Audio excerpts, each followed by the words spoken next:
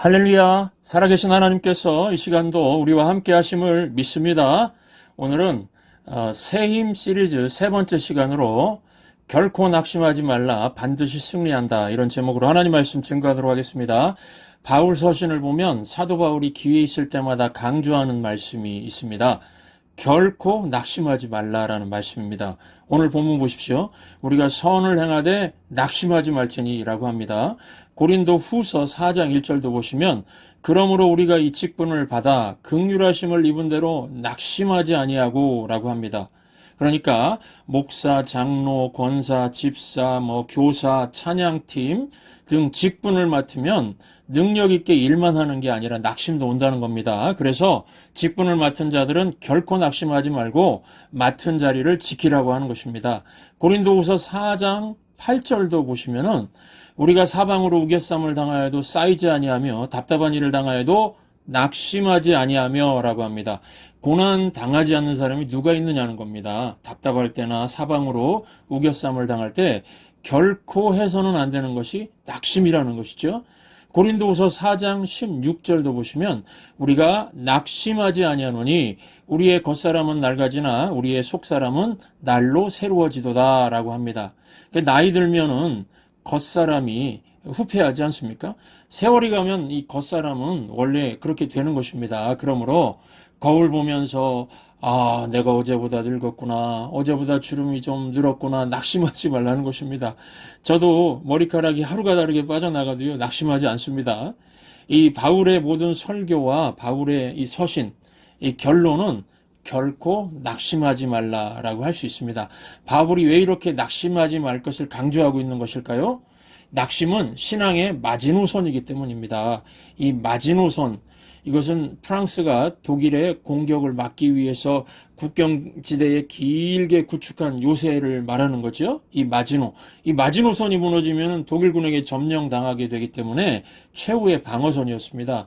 여러분, 우리가 건강, 돈, 직장 이런 거 잃어도요, 낙심만 하지 않으면 절대로 쓰러지지 않는다는 겁니다. 그런데 반대로 낙심해서 무너져 버린다 그러면은 그 죽음의 자리로 가게 된다는 것입니다.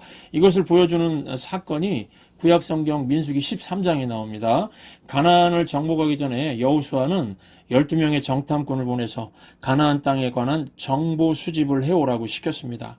그래서 이제 12명이 돌아와서 보고를 하는데 10명이 낙심병에 걸려서 말을 했습니다. 민수기 13장 32절 33절 보시면 거기서 본 모든 백성은 신장이 장대한 자들이며 거기서 네피림 후손인 아낙 자손의 거인들을 보았나니 우리는 스스로 보기에도 메뚜기 같으니 그들이 보기에도 그와 같았을 것이니라. 이렇게 말했습니다. 그러니까 정탐꾼 10명이 이렇게 낙심병에 빠져서 이야기를 하게 되자 어떻게 됐습니까? 코로나 바이러스 퍼지는 것보다 더 빨리 이 낙심병이 쫙 퍼져나가더니 전쟁에 나가 싸워야 할 60만 명의 장정들이 낙심병에 감염이 돼가지고 결과적으로 가나안 땅에 들어가지도 못하고 광야에서 다 죽게 됐습니다. 60만 명 중에 오직 2명만 살아서 가나안에 들어갈 수 있었습니다. 60만 명 대 2명이죠. 이들이 누굽니까? 여호수아와 갈렙. 민수기 14장 37절 38절 보시면 곧 그 땅에 대하여 악평한 자들은 여호와 앞에서 재앙으로 죽었고 오직 눈의 아들 여호수아와 여분네의 아들 갈렙은 생존하니라. 그렇다면 여러분, 이 두 사람은 어떻게 살아남을 수 있었을까요? 마지노선이 넘지 않았기 때문입니다. 낙심병에 걸리지 않았기 때문입니다. 보십시오. 우리가 성도라면은 결코 낙심해서는 안 된다는 겁니다. 낙심하면 죽습니다. 그렇다면은 낙심의 원인이 무엇입니까? 첫 번째, 낙심의 원인, 두려움입니다. 구약 인물 중에서 많은 기적을 행했던 사람을 꼽으라면은 엘리야 선지자입니다. 엘리야 선지자는요, 열왕기상 18장 보시면은 거짓 선지자 850명과 850대 1로 영적 싸움을 싸워서 승리를 거뒀습니다. 승승장구했습니다. 거침이 없었습니다. 그런데 열왕기상 19장 들어서자마자 낙심에 빠져버렸습니다. 그 당시 왕비 이세벨이 내가 너를 24시간 안에 죽이겠다고 하는 말을 듣고서 두려움이 온 겁니다. 두려워서 도망쳤습니다. 도망치다가 죽기를 구했습니다. 열왕기상 19장 4절. 죽기를 구하여 가로되 여호와여 지금 내 생명을 취하옵소서. 보십시오. 낙심하니까 죽고 싶어 하죠. 여러분, 이 두려움 어디서 오는 것일까요? 이 두려움은 병든 시선에서 옵니다. 어떻게 그딴 거를 보냐는 생각이 들 때가 있습니다. 낙심하는 사람은요, 요상하게도 그런 걸 봅니다. 여러분, 두려워하는 사람 보십시오. 현상만 보고 있습니다. 열왕기상 19장 11절 12절 보시면요, 여호와께서 지나가시는데, 하나님께서 옆에 계시는데요, 여호와 앞에 크고 강한 바람이 산을 가르고 바위를 부수나 바람 가운데 여호와께서 계시지 아니하며 바람 후에 지진이 있으나 지진 가운데도 여호와께서 계시지 아니하며 또 지진 후에 불이 있으나 불 가운데도 여호와께서 계시지 아니하더니 라고 기록되어 있습니다. 엘리야가 두려움 가운데 빠져 있으니까요, 하나님께서 지나가시는데도 하나님은 안 보이고 강한 바람, 지진, 불, 자연 현상만 봤습니다. 그러다가 열왕기상 19장 13절 보시면요, 엘리야가 겉옷으로 얼굴을 가리웠다 그랬습니다. 겉옷으로 얼굴을 가렸다는 것은 자기의 눈을 가렸다는 것입니다. 그때에 하나님의 세미한 음성이 들렸습니다. 여러분, 두려움에 빠지면요, 이 눈만 커져가지고 문제만 보이고 현상만 보입니다. 보는 게 대수 아닙니다. 여러분, 믿음이 무엇입니까? 고린도후서 5장 7절 보시면 이는 우리가 믿음으로 행하고 보는 것으로 하지 아니함이로라. 보는 것으로 하지 않는 것을 믿음이라고 했습니다. 믿음은 하나님 말씀으로 해석하는 것이지 보는 것으로 해석하는 게 아니라는 겁니다. 이 믿음을 설명하는 예 하나를 들겠습니다. 이스라엘 백성이 출애굽 후에 사면초가 상황이 발생했습니다. 앞은 홍해바다가 막고 있고 양옆은 절벽이고 뒤는 애굽 군대가 추격해 오고 있었습니다. 사방이 우겨쌈을 당했습니다. 이런 상황에 대해서 하나님을 믿지 않았던 바로왕, 이 애굽 왕 바로가 말하기를 저들이 광야에 갇혔다 이렇게 해석합니다. 출애굽기 14장 3절이죠. 바로가 이스라엘 자손에 대하여 말하기를 그들이 그 땅에서 아득하여 광야에 갇힌 바 되었다 할지라. 여러분, 사실 이게 눈에 보이는 현실입니다. 길이 없다, 망했다, 끝장났다, 현실이죠. 현실을 보고 두려워하는 사람들 보면은 팩트 폭격하죠. 너의 현실은 앞으로 가도 막혀있고 옆으로 가도 막혀있고 뒤로 가도 막혀있다. 이제는 막다른 길이다. 이게 틀린 말 아닙니다. 현상적으로는 맞는 말입니다. 나의 현실만큼 강한 압박이 없지요. 나의 현실 때문에 두려움이 밀려오고요. 우울증, 공황장애, 불안증이 옵니다. 약물 없이 못 사는 삶이 되는 겁니다. 여러분, 두려움은 현실만 바라보는 이런 병든 시선에서 오는 겁니다. 그래서 두려움을 극복하는 길은 하나님을 바라볼 수 있는 믿음의 눈을 가져야 됩니다. 사면초가의 두려운 상황 속에서 광야에 갇혔다고 생각하는 이 낙심하는 이스라엘 백성들 앞에서 홀로 하나님을 바라보았던 모세가 출애굽기 14장 13, 14절에서 이렇게 선포합니다. 모세가 백성에게 이르되 너희는 두려워 말라고 하죠. 가만히 서서 겉옷으로 눈 가리라는 겁니다. 현상 보지 말라는 겁니다. 여호와께서 오늘날 너희를 위하여 행하시는 구원을 보라. 믿음의 눈으로 보라는 겁니다. 너희가 오늘 본 애굽 사람을 또 다시는 영원히 보지 못하리라. 여호와께서 너희를 위하여 싸우시리니 너희는 가만히 있을지니라. 여러분, 나를 강하게 압박하는 현실 속에서 인생은 언제나 나를 힘들게 하는 현실의 압박이 있지 않습니까? 이 현실 속에서 가만히 있으라는 겁니다. 하나님이 너희를 위하여 싸우시는 것을 보라는 겁니다. 그 두려움에 떨던 이스라엘 백성이 말씀의 길을 가는 모세를 보고 이 시선이 바뀝니다. 그러자 상상도 못했던 홍해 길을 보게 됐습니다. 길이 없었던 게 아닙니다. 홍해 바다 밑으로 하나님은 길을 예비하셨는데 몰랐던 겁니다. 여러분, 그래서 현실에서 보이는 위기가 올 때 보이지 않는 하나님 바라보시기 바랍니다. 홍해 길이 열릴 겁니다. 우리는 여러분 언젠가 다 죽지 않습니까? 다 죽습니다. 그러니까 결단하십시오. 오늘 결단하십시오. 나는 죽더라도 하나님 품에서 죽겠다고요. 그러면 죽을까요? 안 죽습니다. 홍해 길이 열릴 것입니다. 다니엘의 세 친구는 우상 숭배하느니 차라리 주 안에서 죽으려 했습니다. 그런데 안 죽고 풀무불에서 걸어 나왔습니다. 에스더 왕비는 죽으면 죽으리라 믿음으로 담대히 외쳤는데 모든 상황이 뒤집히는 역전이 일어났습니다. 요즘 현실 때문에, 현실의 압박 때문에 혹시 두려운 분 계십니까? 가만히 계십시오. 예배 시간은 가만히 있는 시간입니다.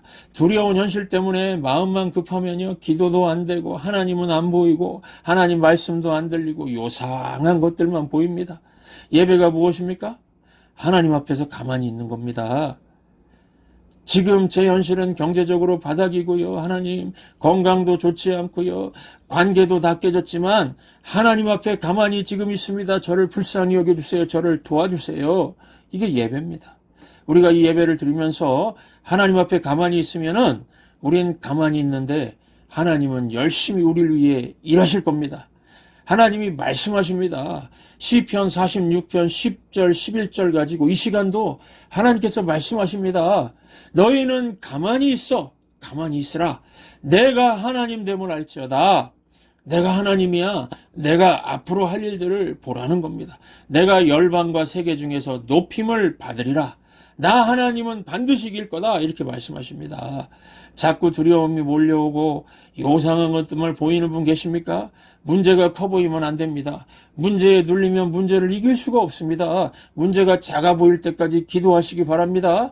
문제는요, 문제 밖에서 오는 힘, 하나님의 힘, 새 힘에 의해서 해결될 수 있습니다.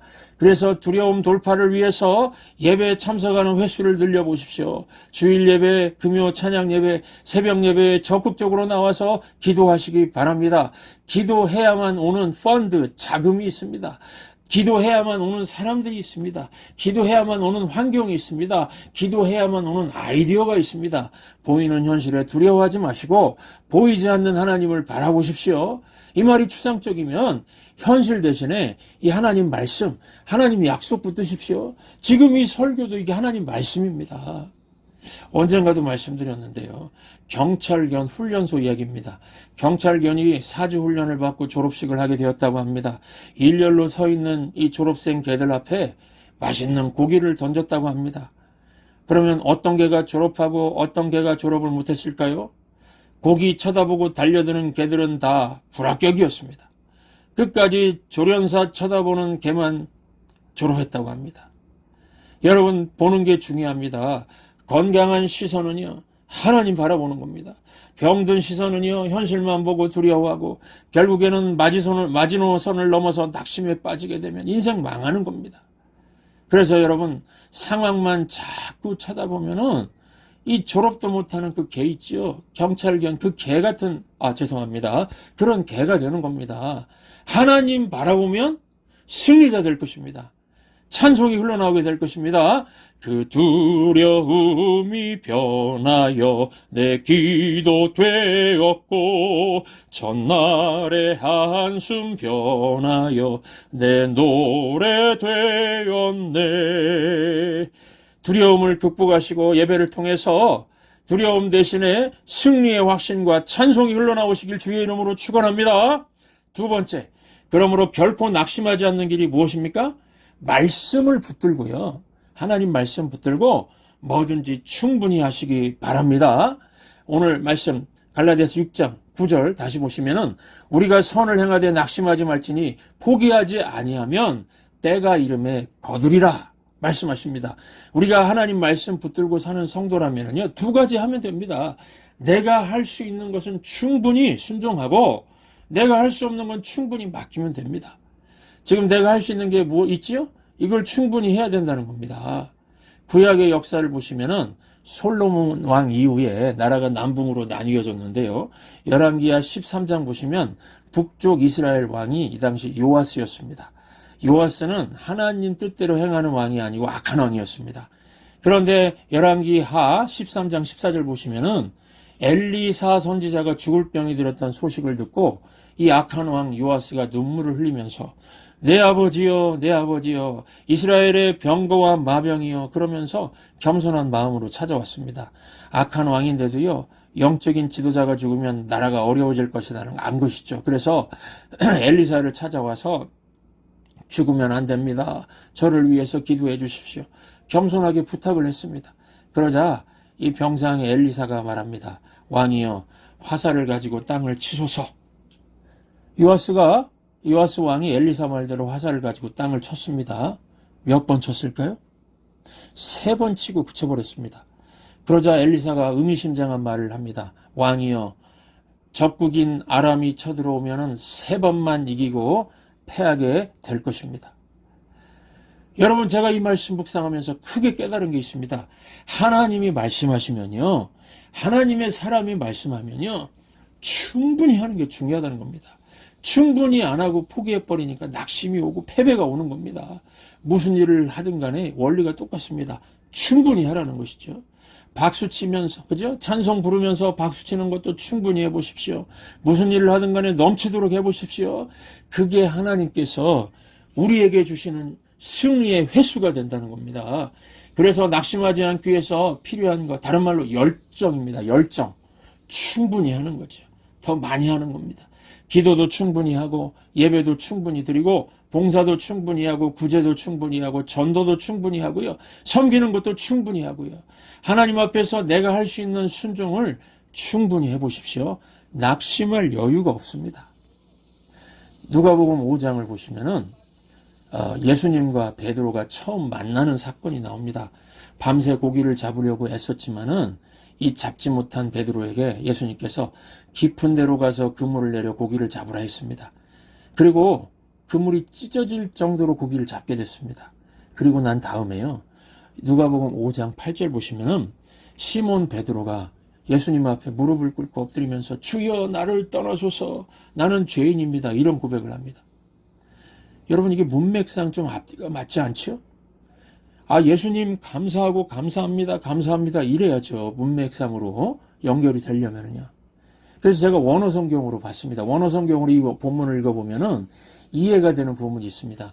예수님께서 깊은 데로 가서 그물을 내리라고 그럴 때 이 그물이 헬라어로 보면 복수입니다.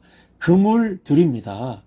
그물 여러 개를 던지라고 그랬는데 베드로는 예수님 얘기를 듣고도 밤새 안 잡혔는데 하나만 던지지 뭐, 그러면서 하나밖에 안 던졌다는 겁니다.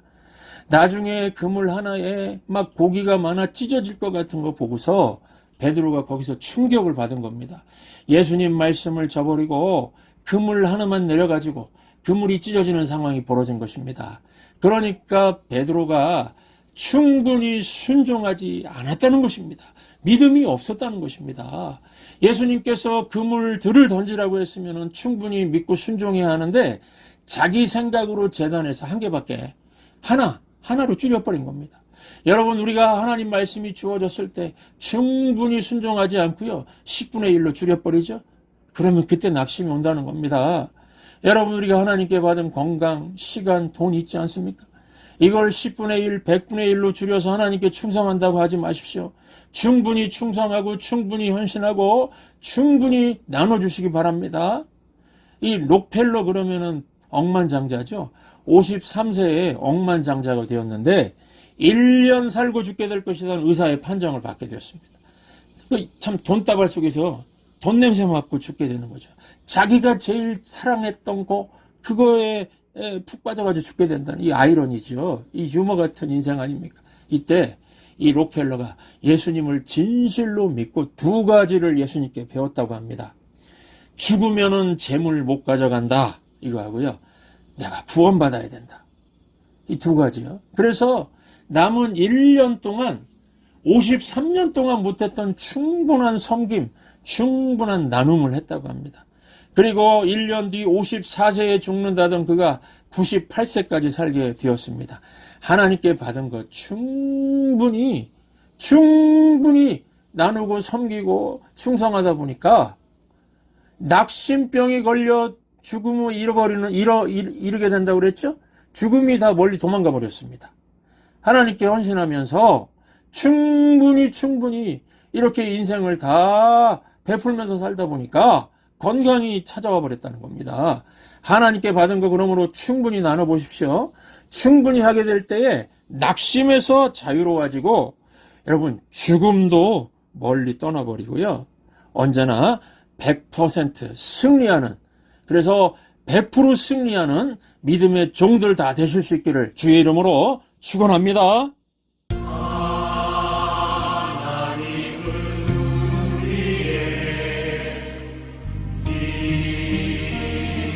피난처가 되